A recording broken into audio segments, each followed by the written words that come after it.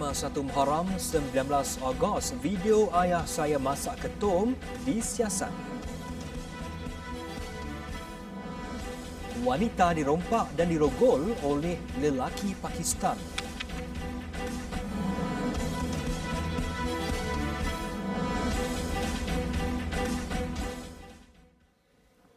Bismillahirrahmanirrahim. Assalamualaikum warahmatullahi wabarakatuh. Berita Al-Hijrah malam ini bersama saya, Adi Akmal Syahrum. Bekas penolong operasi bahagian agihan pengurusan air Pahang Berhad (PAIP) didakwa di Mahkamah Session Kuantan hari ini atas 4 tuduhan menerima suapan berjumlah RM24,000. Nazri Hussein, 61 tahun, bagaimanapun mengaku tidak bersalah terhadap kesemua pertuduhan itu.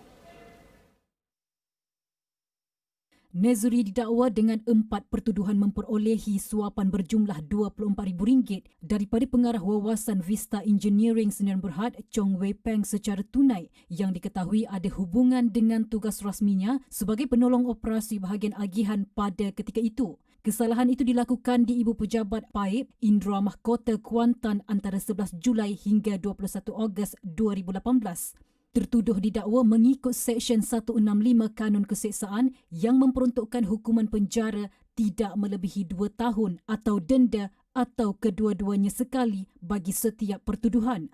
Hakim Muhammad Ghazali Muhammad Taib membenarkan tertuduh diikat jamin sebanyak RM10,000 dengan seorang penjamin.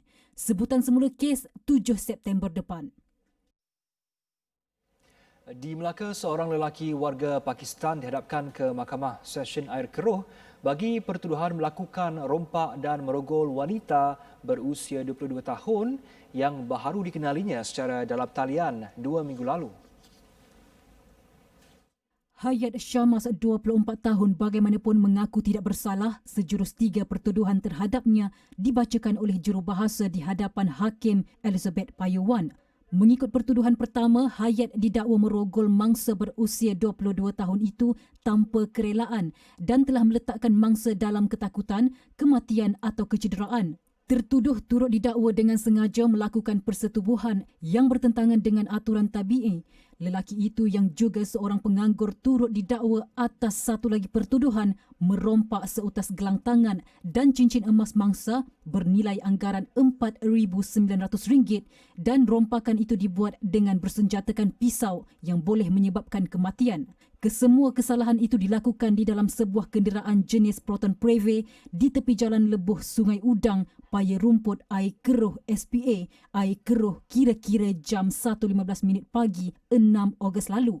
Terdahulu tertuduh yang diwakili Peguam Karanjit Kaur merayu mahkamah membenarkan ikat jamin dengan alasan anak guamnya telah bertunang dengan warga Malaysia dan dalam urusan menguruskan pernikahan yang dijadualkan berlangsung September ini. Pendakwaan yang dikendalikan Timbalan Pendakwa Raya Hayatul Wirdah Muhammad Yunus bagaimanapun membantah sebarang jaminan dengan mengambil kira tertuduh bukan warga negara selain tahu tempat tinggal mangsa. Hakim Elizabeth pada penghakimannya kemudian membenarkan tertuduh diikat jamin RM50,000 bagi semua pertuduhan selain menetapkan syarat tambahan iaitu hanya tunangnya sebagai penjamin. Mahkamah turut menetapkan 22 September depan sebagai tarikh sebutan semula kes dan serahan dokumen. Manakala di utara tanah air, Persatuan Pengguna Kedah Kek memfailkan saman sivil ke atas pemilik restoran Saleh di Mahkamah Tinggi Alor bagi menuntut ganti rugi lebih RM1.5 juta susulan penularan COVID-19 bagi kluster Siva Gangga di negeri itu sejak 28 Julai lalu. Kek selaku plaintif mewakili hampir 200 penduduk dan peniaga di daerah Kubang Pasu termasuk di Napoh. Saman ke atas pemilik restoran nasi kandar itu, Nezar Muhammad Syabur Bacha, 57 tahun yang dinamakan sebagai defendant, difailkan oleh Peguam Muhammad Zonun Baihaki. Dalam writ saman tersebut, Kek antara lain menuntut defendant membayar wang pampasan RM1.5 juta, ganti rugi am yang akan ditaksirkan oleh mahkamah kelak, ganti rugi khas teruk, ganti rugi teladan, ganti rugi meruncing dan ganti rugi nominal. Persatuan itu juga menuntut satu injunksi interim terhadap Nizar bagi menghalang defendant keluar dari kawasan Napoh. Setiausaha kek Muhammad Yusrizal Yusof berkata saman tersebut difailkan ke atas defendant yang menjadi pencetus kepada kluster Siva Ganga. Kek mewakili 4 kategori penuntut iaitu pemilik perniagaan, pekerja premis perniagaan, pekerja gaji harian yang terjejas pendapatan serta penduduk sekitar Napoh dan Megat Dewa. Sementara itu, Pertubuhan Bukan Kerajaan NGO pula terdiri daripada Jawatankuasa Peniaga Pusat Transformasi Luar Bandar RTC Napoh, Kelab Usahawan Belia Napoh, Persatuan Peniaga Kecil dan Penjaja Napoh serta 2 persatuan penduduk di Napoh. Sementara itu, Peguam Muhammad Zunun memberitahu pihaknya perlu menunggu mahkamah untuk meluluskan tuntutan saman berkenaan. Sebaik ia diluluskan, pihaknya akan menyerahkan salinan tuntutan ini kepada defendant. Tambahnya, defendant pada ketika ini masih menjalani kuarantin di Hospital Sultanah Bahiyah II. Sebelum ini, kluster Siva Ganga dilaporkan menjadi punca kehidupan hampir 5,000 penduduk terlibat tidak dapat mencari rezeki akibat pelaksanaan Perintah Kawalan Pergerakan Diperketatkan PKPD secara pentadbiran TEMCO di kawasan itu.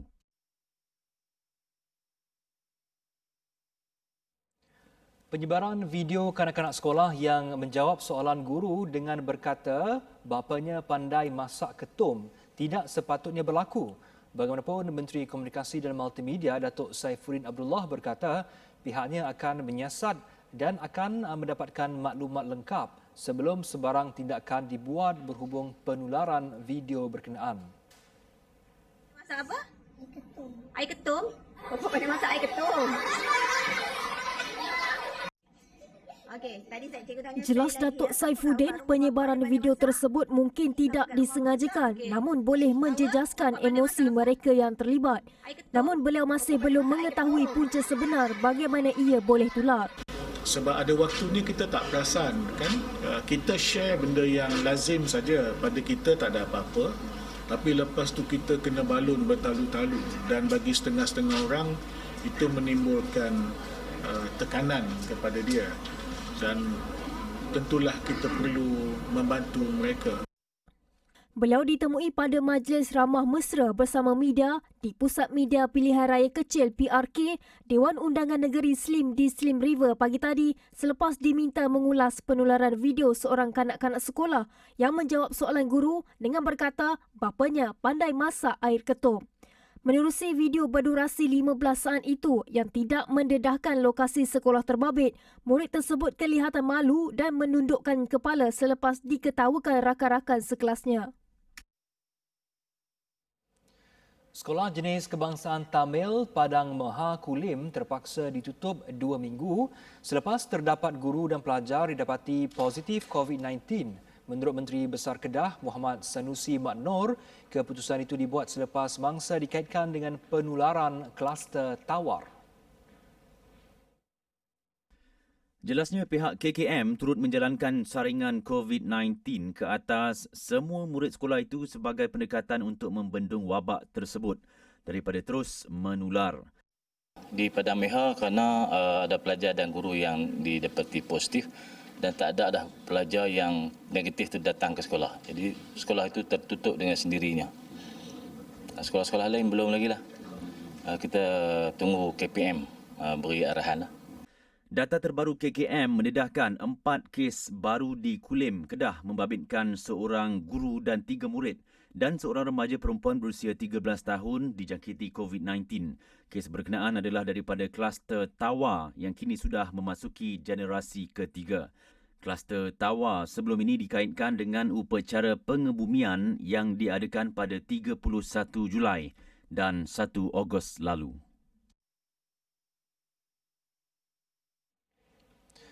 Sementara itu, prihatin dengan rakyat yang terkesan akibat COVID-19 di Kedah, Majlis Perundingan Pertubuhan Islam Malaysia MAPIM bersama Yayasan Qayyum QF menyumbang pek barangan makanan dan pelindung muka bernilai RM50,000 menerusi kerajaan negeri itu. Menurut Setiausaha Agong MAPIM Zulhanis Zainul, sumbangan awal berkenaan akan dihantar ke kawasan yang dikenakan Perintah Kawalan Pergerakan Diperketatkan bersasar secara pentadbiran TEMCO. Lebih 200 pek barangan makanan akan diagihkan di 2 kawasan Kubang Pasu dan Padang Terap manakala bakinya akan tiba 2 minggu lagi. Jelas Zulhanis, sumbangan ini akan diberikan secara berterusan. Alhamdulillah MAPIM tekad dan komited untuk terus membantu negeri-negeri yang terkesan, dan selepas ini kita akan melaksanakan jelajah peduli ummah kita kali ketiga, dan kita akan menggerakkan hampir 2 kontena khusus untuk kawasan negeri Kedah yang terkesan dengan COVID ini. So itulah antara usaha-usaha yang MAPIM jalankanlah untuk membantu kerajaan negeri Kedah memerangi COVID. Dalam pada itu, Presiden QF Abdul Qayyum Mustaqim berkata, pihaknya bekerjasama dengan Fakulti Kejuruteraan Mekanikal Universiti Teknologi Mara UiTM menghasilkan pelindung muka untuk diserahkan kepada sekolah yang terkesan akibat pandemik itu. Sehingga kini QF telah menghasilkan 150,000 keping pelindung muka sejak Mac lepas. 5,000 keping pelindung muka untuk diagihkan kepada lebih 30 buah sekolah bagi memastikan sesi pengajaran dan pembelajaran dapat diteruskan dalam keadaan selamat. Kita memberi sumbangan the equipments, the face shield dan G95 face shield supaya budak-budak di sekolah boleh pakai, dan face mask ni kan selain face mask boleh pakai face shield. Terdahulu, majlis penyerahan pek barangan makanan dan pelindung muka berkenaan disampaikan kepada Menteri Besar Kedah, Muhammad Sanusi Mat Noor di Wisma Darul Aman Alostar hari ini. Kita mengalu-alukan semua jenis bantuan dan sumbangan daripada NGO untuk membantu kita di Kedah, khususnya kawasan-kawasan yang kesan mempunyai kes COVID positif lah. Tapi kita nak juga buat pesanan bahawa tiap-tiap kawasan yang dikesan positif, kita tidak menggalakkan mereka masuk sendiri. Baliknya kita wujudkan pusat-pusat bantuan di pejabat daerah. Kita wujudkan PKOB, Pusat Kawalan Bencana, operasi bencana di tiap-tiap daerah, dan mereka boleh serahkan sumbangan di sana lah. Dalam pada itu, MAPIM turut membuka peluang kepada orang ramai untuk menyalurkan sumbangan kepada golongan memerlukan menerusi laman web www.bantuummah.com atau menyumbang ke akaun Maybank Tabung Kemanusiaan MAPIM di nombor 5622 6354 0066 atau hubungi talian yang tertera.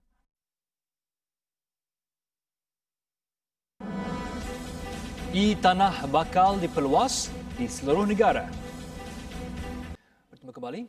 Rang Undang-Undang RUU Suruhanjaya Bebas Aduan Salah Laku Polis IPCMC 2019 akan ditarik balik daripada dibahaskan di Parlimen pada 26 Ogos depan. Menteri di Jabatan Perdana Menteri Datuk Taqiyuddin Hassan berkata ia akan ditukar dengan RUU yang baharu dengan tujuan yang sama namun diberi sedikit penambahbaikan. Fungsi dia sedikit berbeza lah daripada IPCMC sebab IPCMC tidak diterima secara keseluruhan oleh warga polis. Jadi telah pihak kerajaan, khususnya Kementerian Dalam Negeri, bukan lagi Kementerian Undang-Undang. IPCMC dulu di bawah Kementerian Undang-Undang, tapi akta baru ni ataupun komisioner baru ni di bawah KDN direct. Tambahnya, RUU baharu tersebut telah diluluskan oleh Jemaah Menteri dan akan berada di bawah bidang kuasa Kementerian Dalam Negeri. Pembentangan pertama RUU tersebut dijadualkan pada 26 Ogos depan bagi bacaan pertama dan keesokan harinya bagi bacaan kedua. Beliau berkata demikian pada Majlis Penyerahan Watikah Pelantikan Pesuruhjaya Suruhanjaya Integriti Agensi Penguatkuasaan di Putrajaya hari ini. Sistem pengurusan bersepadu e-Tanah yang dibangunkan Kementerian Tenaga dan Sumber Asli akan diperluas ke negeri-negeri lain di Semenanjung dalam usaha memudahkan urusan berkaitan pentadbiran tanah. Menterinya Datuk Dr. Syamsul Anwar Nasarah berkata, sistem yang mendigitalisasikan pentadbiran tanah negara itu setakat ini hanya dilaksanakan sepenuhnya di wilayah persekutuan. Kita telah melakukan banyak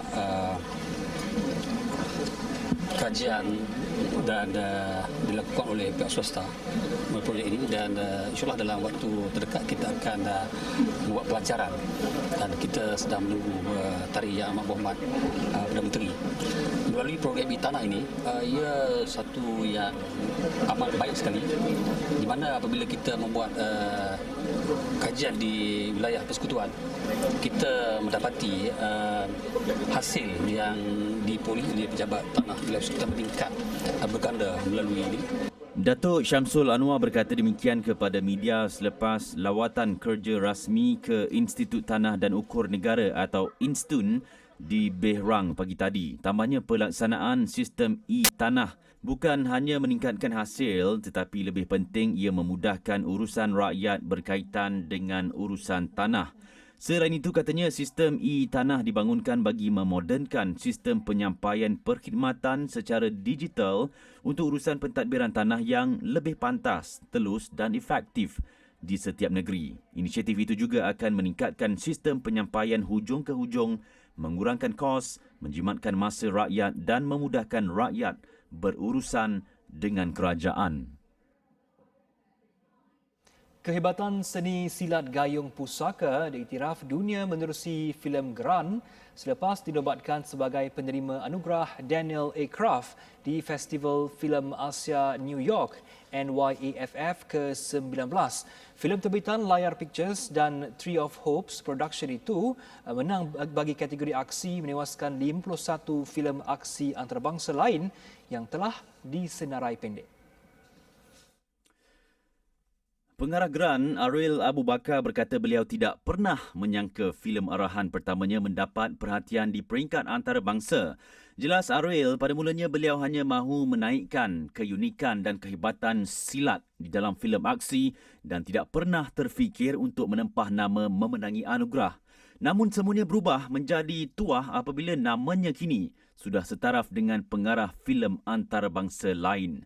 Dengan kejayaan tersebut, beliau percaya itu merupakan satu titik mula untuk filem Malaysia mengangkat sendiri keaslian warisan negara. So saya harap kita punya filmmaker tu bangkit untuk buat filem, mesti kena ada unsur-unsur warisan dan budaya, dan kita perlu ada semangat kenegaraan tu, jati diri tu. Dan kita tak perlu tiru pun orang punya filem, ataupun kita ada reference yang kita rasa bukan kena dengan kita punya culture kan. So better kita buat benda yang apa yang kita ada dan kita keluarkan. Dalam pada itu, beliau memaklumkan Gran 2 akan mula dirakam di Turki pada hujung tahun depan. NYAFF, festival filem berprestij di Amerika Syarikat, akan bersiaran dalam talian melalui aplikasi Smart Cinema dari 28 Ogos hingga 12 September depan. Bangun kampung Malaysia di utara Syria. Bertemu kembali. Ummah Rabbani, Negara Harmoni. Itu tema sambutan Ma'al Hijrah 1442 Hijrah peringkat kebangsaan bagi tahun ini. Pelbagai pengisian dilakukan namun dilaksana dengan norma baharu.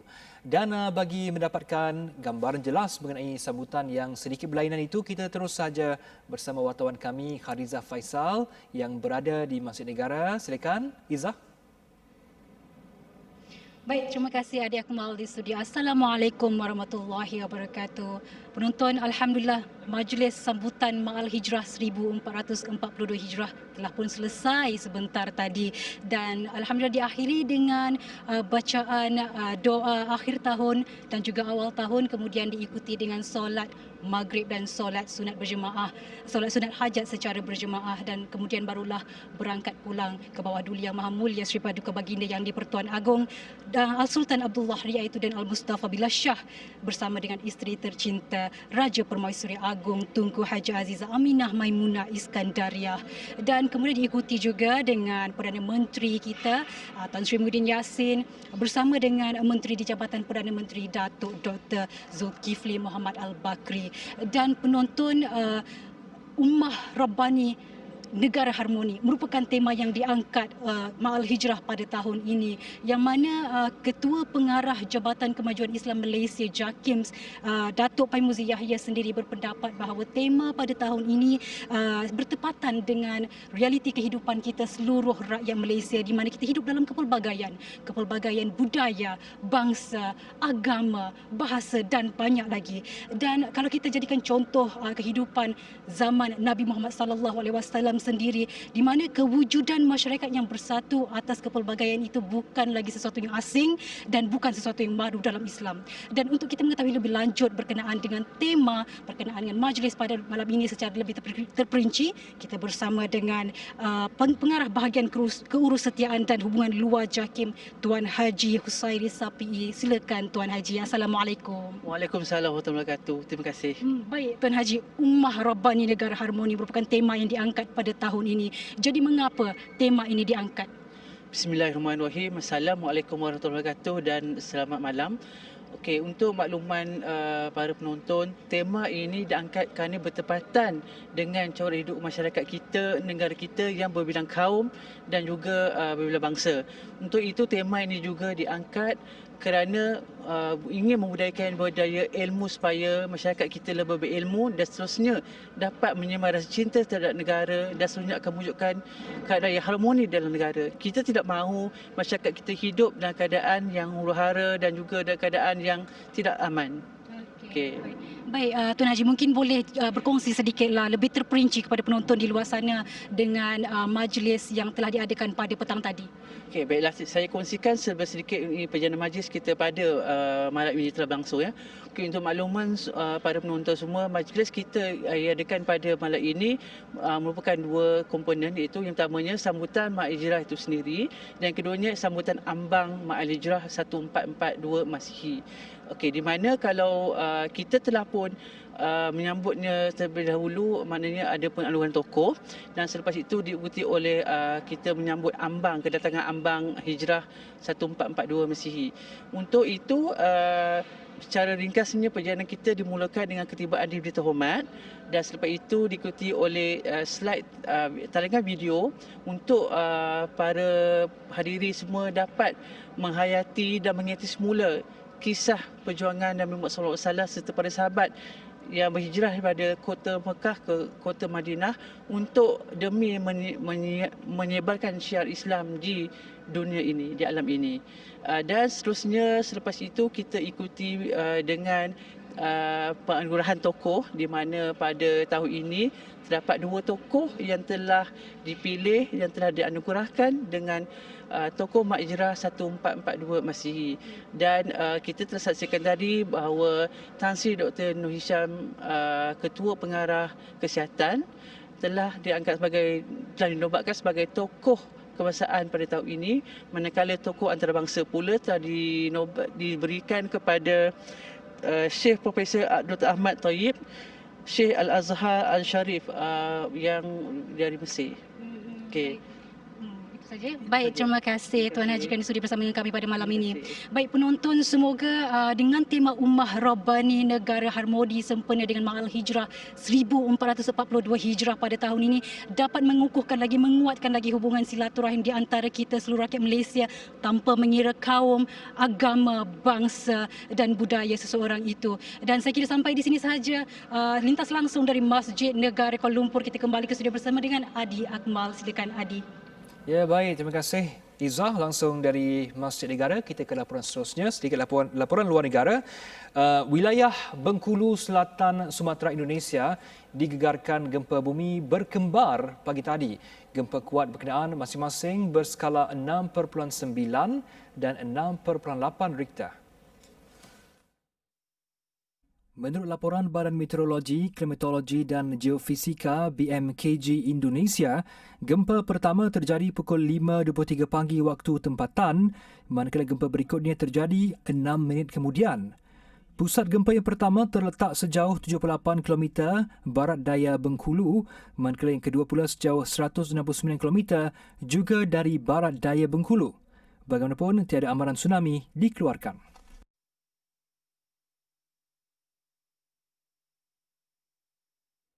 Dalam usaha membantu mangsa konflik di Syria mendapat tempat tinggal yang selesa, Syria Care membina penempatan tersusun menggunakan tema dari kemah ke rumah.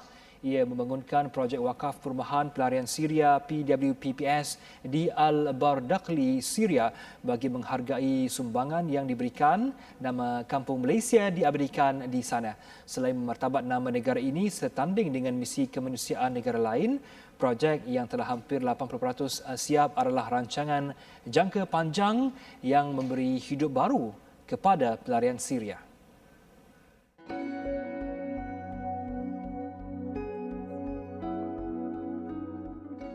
Projek Wakaf Perumahan Pelarian Syria PWPPS Kampung Malaysia telah pun bermula sejak April lalu.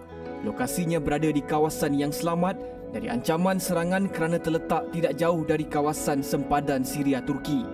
Menurut pengerusi Syria Care Siti Sakinah Miur Omar Baki, idea untuk membina Kampung Malaysia timbul kerana memikirkan keadaan semasa pelarian di sana yang kehilangan tempat tinggal. Ada yang terpaksa berlindung di bawah pokok-pokok zaitun, ada yang terpaksa tinggal di tepi-tepi jalan, ada yang terpaksa menumpang di dalam kemah-kemah kawan-kawan. Satu kemah yang kecil tapi terpaksa menempatkan 3 hingga 4 keluarga. Ada yang saya mendengar sendiri bicara seorang wanita mengatakan kanak-kanak tempat tidur yang orang dewasa ni berdiri mengambil giliran untuk merebahkan tubuh kerana tempat yang terlalu sempit. Jelas Siti Sakinah, 292 unit rumah dibangunkan pada projek Kampung Malaysia di mana ia dilengkapi sekolah, masjid, klinik, pasar raya mini, sistem bekalan air dan padang permainan. Kos keseluruhan untuk membangunkan projek berkenaan adalah berjumlah 3.1 juta ringgit. Bagi setiap rumah, ia memerlukan dana RM7,590. Setakat ini lebih 244 unit rumah telah siap ditaja dan jika tiada halangan, ia akan mula dihuni sebelum ketibaan musim sejuk yang dijangka tiba Oktober ini. Kita nak pindahkan dia orang ni, kan? Takkanlah kita nak biarkan mereka melalui satu lagi musim sejuk dalam keadaan begitu. Memang benar kita tak boleh menyantuni semua yang ada di situ dan that breaks my heart. Bila kita pergi jumpa dia orang, kita tak dapat nak tolong semua orang, tetapi kita sebagai manusia, kita dinilai atas usaha kita. Kepada mereka yang ingin menghulurkan bantuan boleh menyumbang dari serendah RM30 ke akaun Syria Care seperti yang tertera.